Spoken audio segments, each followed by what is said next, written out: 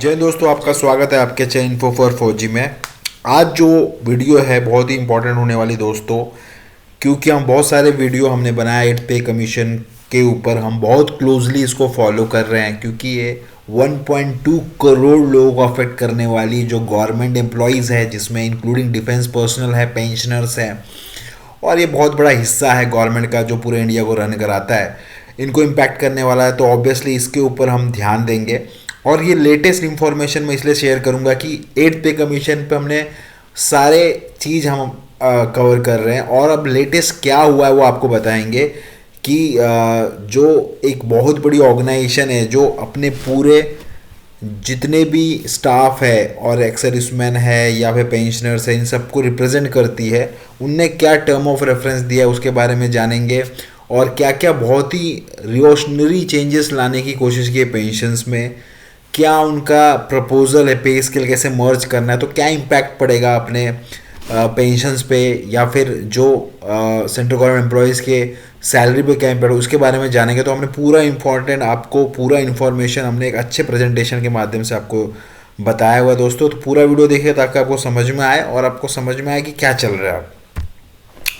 देखिए ये क्या होने वाला है, पे कमीशन का ऑलरेडी गवर्नमेंट का अनाउंसमेंट आ गया है कि ये होने वाला है। तो अब इसमें क्या होता है, क्या प्रोसेस होता है वो समझेंगे। इसमें क्या क्या चीज़ें बदलती है, अलाउंसेस बदलता है, पे स्केल रिवाइज होता है, बेनिफिट्स मिलता है, मतलब 1.2 करोड़ एम्प्लॉयज़ एंड पेंशनर है दोनों, अप्रूव बाय गवर्नमेंट, रिसेंटली ने अप्रूव किया है।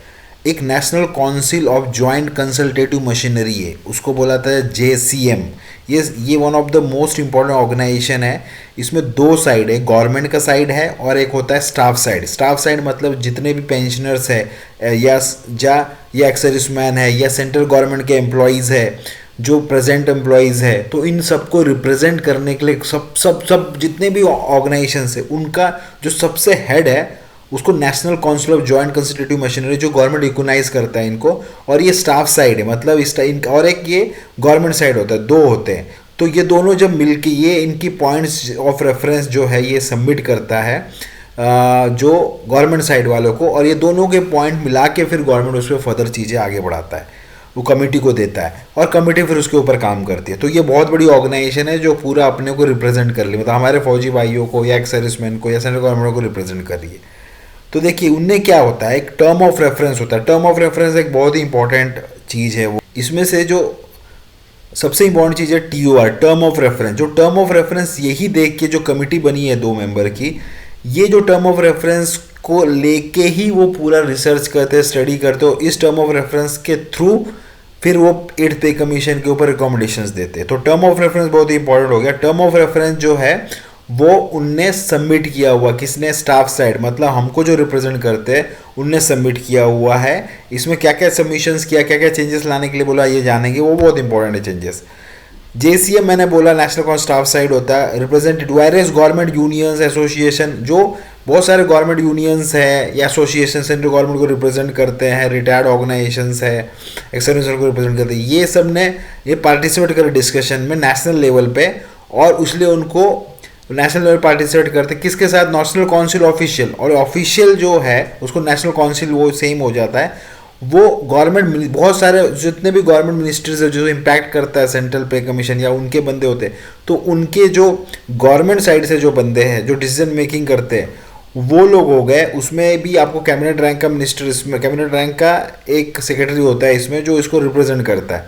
तो ये दोनों मिलके एक डिसाइडिंग फैक्टर होते हैं। तो इन लोगों ने JCM जो जॉइंट कंसल्टेटिव मशीनरी है, जो बहुत इंपॉर्टेंट है, जिन स्टाफ साइड ने क्या रिकमेंडेशन लिए, वो बोला कि हमें जो पे स्ट्रक्चर है, जो उसमें लेवल है, अपना लेवल होता है, बैंड होता है, तो लेवल 1 से 6 को मर्ज करने के लिए बोला उनने। इंटीग्रेट बोला है कि इंटीग्रेट कर दो, DA/DR बेसिक के साथ डाल दो, ताकि उनका अच्छा एक पेंशन बने लोगों का, या फिर उनका बेसिक पे इम्प्रूव हो जाए लोगों का। उसका इंटरम रिलीफ दिया है, इन्फ्लेशन के अगेंस्ट में उनको क्या कर रही है गवर्नमेंट, उसके ऊपर बोला। रिटायरमेंट बेनिफिट एनहांस करने के लिए बोला। तो जानेंगे क्या ये क्या बोल रहे हैं, जो JCM स्टाफ साइड बोल रहे हैं कि अगर हम कंसिडर करते हैं फिटमेंट फैक्टर 2.8, फॉर एग्जांपल, अगर ये इनका जो मांग है ये पूरा हो जाता है 2.8 टाइम्स, अगर ये बेसिक पे ये सब बढ़ जाता है, तो इनका क्या कहना है कि ये बोल रहे हैं लेवल 1 और लेवल 2 में ज़्यादा डिफरेंस नहीं होता है सैलरी का, या पे का, तो वो बोल रहे हैं कि लेवल 1 और लेवल 2 को मर्ज कर दो, जिससे कि लेवल 1 को फ़ायदा होगा और लेवल 2 इतना दोनों का हो जाएगा। तो और उसका उनके हिसाब से अगर ये फ्रीडम फैक्टर होता है तो उनका सैलरी कितनी हो जाएगी, 51,480 हो जाएगी। लेवल 3 एंड लेवल 4 को मर्ज करने के लिए बोला उन्होंने, इसका बेसिक पे कितना हो जाएगा, 72,930 हो जाएगा 8th पे कमीशन के बाद। और लेवल 5 और 6 अगर मर्ज कर दिया जाता है तो उनका पेमेंट कितना हो जाएगा, 1,01,244 हो जाएगा। तो दोस्तों ये देखिए कितना डिफरेंस हो जाता है अगर ये फिटमेंट फैक्टर कंसीडर हो जाता है, उतने टाइम्स आपका जो बेसिक है बढ़ जाता है।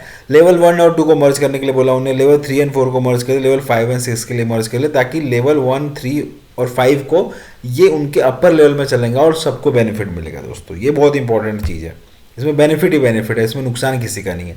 हाउ विल, मतलब इससे क्या होगा, पे डिस्पैरिटीज रिड्यूस हो जाएगी, स्मूथ करियर प्रोग्रेशन होगा, उनको टेंशन नहीं रहेगा कि यार लेवल बढ़ गया तो इतने साल तक नौकरी करेंगे तो भी अपना पेमेंट बराबर है, कोई ज़्यादा डिफरेंस नहीं। इंक्रीजेस फाइनेंशियल ग्रोथ अपॉर्चुनिटी बढ़ेगी। अब इनका क्या कहना है कि डीए जो है, डीआर और डीए, इसको मर्ज कर दो बेसिक के साथ। ये मर्ज होने के बाद और भी सैलरी में बूस्ट मिलेगा और ये जीरो से स्टार्ट होगा और जितना भी है वो मर्ज करके बहुत अच्छा पेंशन कॉर्पस मिल जाएगा या सैलरी बहुत बढ़ेगा। इससे क्या होगा, लोगों की सैलरी बढ़ेगी, उनका पेंशन बढ़ेगा और इससे बहुत ज़्यादा फाइनेंशियल बेनिफिट मिल सकता है हमारे सेंट्रल गवर्नमेंट एम्प्लॉयज़ को। दोस्तों इसमें क्या होगा कि ये बहुत इंपॉर्टेंट, क्योंकि इन्फ्लेशन इतना बढ़ चुका, महंगाई इतना बढ़ चुका, पेंशन में काम नहीं चल रहा, सैलरी जो है आज के टाइम में कब आ रही है कब चली जा रही है पता नहीं चल रहा, पेंशन वाले कैसे गुजारा करें उनको ही पता है। तो ये जो है इन्फ्लेशन को बीट करने के लिए ऐसे कुछ मतलब रिवोल्यूशनरी चेंजेस लाने पड़ेंगे, जिससे कि आपका डीए डीआर मर्ज हो जाए तो बहुत बड़ा इंपैक्ट पड़ा, प्लस 8th पे कमीशन भी लागू हो जाए। ठीक है, इससे क्या होगा कि ये जो राइजिंग लिविंग कॉस्ट है इसको ये स्टेबिलिटी देगा, प्लस शॉर्ट टर्म में ये स्टेबिलिटी मिलेगा, फिर धीरे धीरे महंगाई बढ़ेगी तो फिर उस हिसाब से चीज़ें बदलेगी। उसके बाद क्या हो रहा है, और एक इनका प्रोविज़न है कि पेंशन रिटायरमेंट बेनिफिट को लेकर इन्हें बहुत इंपॉर्टेंट पॉइंट बोला है कि जो पेंशन रिस्टोरेशन जो पहले 15 साल में होता था, इनका कहना है कि ऑलरेडी केसेस बहुत सारे कोर्ट में चल रहे, बहुत सारा इस पर डिस्कशन चल रहा है, हमने वीडियो भी बनाया। इनका मांग है इसको 12 साल में कर दिया, क्योंकि गवर्नमेंट का पैसा निकल आता है इंटरेस्ट के हिसाब से, तो वो मैच हो जा रहा है। तो इनका कहने का मतलब है कि अगर आपको पेंशन रिस्टोरेशन करना है 15 साल में नहीं, आपको 12 साल में इसको पेंशन रिस्टोरेशन करिए। देखिए ये बहुत इंपॉर्टेंट, ये बहुत अच्छा हो जाएगा अगर हो जाएगा, लोगों को जल्दी से उनकी फुल पेंशन चालू हो जाएगी अगर 12 साल में हो जाता है। पेंशन एनहांसमेंट होना चाहिए हर 5 साल में, क्योंकि सैलरी मिल रही तो अलग, तो बहुत सारे अलाउंसेस मिला, पेंशन को क्या मिल रहा है, बस डीए है और उसका जो पेंशन है वो है, तो उसको 10 साल वेट करना पड़ता है। बट इनका कहना है कि यार पेंशनर्स की हालत और ख़राब रहती है, क्योंकि वो एज भी हो जाता है, उसकी कॉस्ट ऑफ लिविंग बढ़ जाती है, मेडिकल कॉस्ट बढ़ जाता है, इसलिए पेंशन एनहांसमेंट होना चाहिए हर 5 साल में। तो ये बहुत वैलिड पॉइंट है। Restatement of defined pension benefit होना चाहिए, मतलब जो डिफाइंड पेंशन स्कीम है पोस्ट 2004 के बाद जो रिक्रूट हुए उनको ये सब लागू होना चाहिए, डिफाइंड पेंशन बेनिफिट का बेनिफिट जो है उनको मिलना चाहिए। अब क्या होता है, नेक्स्ट क्या है, 3 मेंबर कमेटी जिसमें अभी क्या है, देखो 2 मेंबर के था, अब ये 3 मेंबर की भी हो सकती है, 3 मेंबर कमेटी है इसमें। 12 मंथ ये इनका कहना है कि यार आप एक काम कीजिए कि 12 मंथ में इसको फाइनलाइज के रिकमेंडेशन और लागू कीजिए। इम्प्लीमेंटेशन क्या, मिलियंस ऑफ एम्प्लॉयज़ को अफेक्ट करेगा। दोस्तों इससे क्या होगा, कंक्लूजन और की टेकअवे क्या है दोस्तों, ये एक बहुत ही इंपॉर्टेंट और डिसिसिव स्टेप है गवर्नमेंट का, मोदी गवर्नमेंट का। इससे क्या होगा, सिग्निफिकेंट और बेनिफिट रिफॉर्म एक्सपेक्टेड होगा, पॉजिटिव फाइनेंशियल करियर इम्पैक्ट करेगा और लोगों का मतलब इससे क्या डिफेंस में अच्छे लोग जुड़ेंगे, अच्छे अच्छे बच्चे ज्वाइन करेंगे, क्योंकि सैलरी ग्रोथ होगा तो लोगों को भी ये लिक्विडिटी करियर दिखेगा। प्लस दूसरी बात, एक बहुत ही अपॉर्चुनिटी बढ़ेगी लोगों की कि यार नहीं यार, लोग फिर कंपैरेबल रहेगा कि यार सिविल काउंटर पार्ट से डिफेंस काउंटर पार्ट ज़्यादा बेहतर है, और ये हमेशा बेहतर होना ही चाहिए, बाकी देशों में है तो इंडिया में क्यों नहीं। तो ये सारी चीज़ों से ही चीज़ें बेहतर होती है और लोगों को ये इंटरेस्टिंग लगता है, प्लस देश सेवा करने का भी एक बहुत बेहतरीन मौका मिलता है आपको। तो government commitment to employ welfare है, इससे पता चल रहा है। और होपफुली ये हमने जो भी मेहनत की है दोस्तों आपको पसंद आई होगी, क्योंकि हम बहुत सारे रिसर्च करते हैं, बहुत सारे सोर्सेज से रीड करते हैं, फिर उसके बाद जाके ये सारे आपके लिए इन्फॉर्मेशन हम लोग प्रेजेंटेशन के माध्यम से देते हैं। तो अगर आपको पसंद आया होगा तो चैनल को लाइक कीजिए दोस्तों, वीडियो को लाइक कीजिए, ठीक है, चैनल को हमारे सब्सक्राइब कीजिए, अपना ध्यान रखिए और वीडियो को शेयर कीजिए अपने सेंट्रल गवर्नमेंट एम्प्लॉयज़ में, फौजियों में, एक्स सर्विसमैन में, ताकि ये उनको भी इन्फॉर्मेशन पता चले और वो भी एक्सपेक्टेशन बनाए हुए हैं, तो उनको रियलिटी के साथ में चीज़ें पता होनी चाहिए कि आज के टाइम में क्या चल रहा है। और हमारे साथ जुड़े रहने के लिए धन्यवाद, और ऐसे और भी वीडियो के लिए हमारे चैनल को सब्सक्राइब कीजिए ताकि आपको ये न्यूज़ और इम्पोर्टेंट इन्फॉर्मेशन अपडेटेड बेहतर तरीके से आपको हम बता सके, और आपको इन्फॉर्मेशन अपडेशन के कोई दिक्कत ना हो दोस्तों। जय हिंद दोस्तों, गुड नाइट।